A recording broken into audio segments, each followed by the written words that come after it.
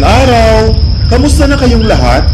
Mabuti na lamang at tumihis na at nakalabas na ng bansa ang bagyong Chedeng. Wala masyadong napinsalang mga pananim.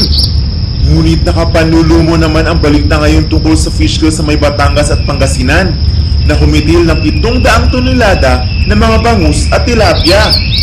Sabi ni DENR Secretary Ramon Paje, dulot daw ng kakulangan sa oxygen ang ikinamatay ng mga isda. Hindi raw ito dahil sa mga paglindol mula sa Taal Volcano, polusyon o sakit gaya ng hiluha ng ilan.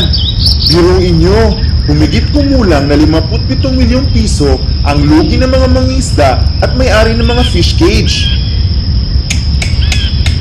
Nakapanlulumo talaga ang balitang ito. Pati ang kuya sa turko nga tuloy, nangangamba na rin para sa mga alaga niyang bangus at tilapia. Totoo nga namang sayang ang dapat nakikitain mula sa mga nagsimatay na isda. Ngunit, hindi dahil ito upang magbenta ng botya. Nais mo bang malaman kung ano ang mas mainam gawin sa mga namatay na isda? Basahin ang vlog ko sa Facebook para sa karagdagang kaalaman. O siya, hanggang sa muli, paalam!